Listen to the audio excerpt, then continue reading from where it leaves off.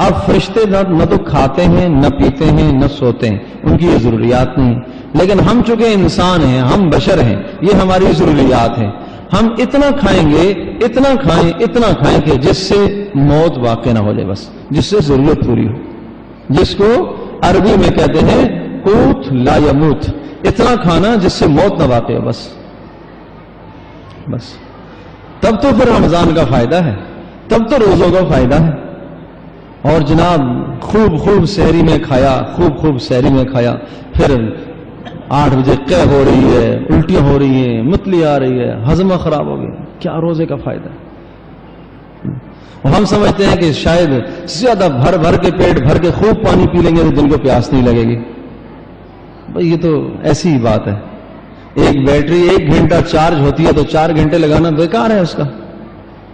تو اسی طرح سے اگر انسان کا اندر کا مزاج 1 گھنٹہ پیاس برداشت کرتا ہے اور تو آپ 6 گلاس پلائیں یا 10 گلاس اس کو پلائیں، 1 گھنٹے کے بعد اسے پیاس لگے گی۔ تو بلا وجہ اپنے آپ کو مشقت میں ڈالنا اور عبادت میں خلل واقع ہو، روزے کا مقصد ہو تو ایسا نہ کیا کریں۔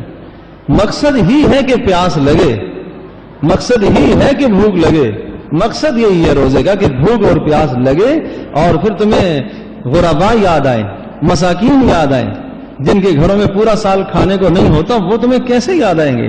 جب بھوک لگے گی، پیاس لگے گی تو احساس ہوگا نا، احساس ہوگا۔ اب صبح سے کھا کے اللہ کا بندہ سو گیا، عصر میں جا کے اٹھتا، ایسے بھی دیکھیں، ایسا بھی اہتمام ہے، عصر میں جا کے اٹھا، کیا اس روزے کا فائدہ ہے؟ کیا اس روزے کا فائدہ ہے؟ نہ نمازوں کی خبر، نہ ذکر کی خبر، نہ تلاوت کا احساس، نہ معلوم پہلے عشرہ گیا اس میں کیا پڑھنا چاہیے تھا، دوسرا عشرہ چلا گیا اختتام کو ہے اس میں کیا پڑھنا چاہیے تھا، تیسرا عشرہ آنے والا ہے اس میں کیا پڑھنا ہے، کوئی تیاری ہی نہیں ہے، کوئی اعمال معلوم ہی نہیں ہے۔ بس صبح سب اٹھے، سب کے ساتھ سحری کر لی، شام کو افطار سب نے کیا، اس نے افطار کر لیا، نمازوں کا شعور ہی نہیں ہے۔ تو یاد رکھیے گا، حدیث پاک میں آتا ہے کہ اللہ تبارک و تعالیٰ کو ایسے روزے کی کوئی ضرورت نہیں ہے، ایسے شخص کے روزے کی کوئی ضرورت نہیں۔ اس روزے سے تقویٰ نہیں آئے گا، اس روزے سے پرہیزگاری نہیں آئے گی۔ یہ وہ روزہ نہیں ہے جس کے متعلق آپ نے ارشاد فرمایا کہ اللہ کا ارشاد ہے الصوم لی وانا، کہ روزہ میرے لیے، وانا اجزئ بہ، اور میں ہی اس کا بدلہ دوں گا۔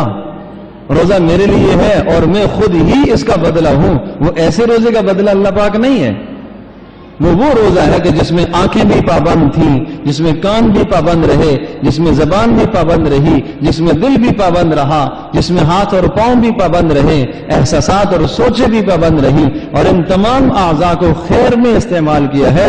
وہ روزہ پھر مغفرت کا ذریعہ بنے گا، وہ روزہ جہنم سے ڈھال بنے گا۔ اس لیے تو حدیث میں آتا ہے نا کہ روزہ ڈھال ہے، جب تک پھاڑ نہ دے بندہ اس کو۔ کس سے پھڑتا ہے؟ جھوٹ سے تو پھڑ جاتا ہے، جھوٹ سے وہ ڈھال خراب ہو گئی، بیکار ہو گئی۔ تو اس لیے بہرحال میں یہ عرض کر رہا تھا کہ اس اہتمام کے ساتھ روزے بھی ہو اور آخری عشرے کا اعتکاف بھی۔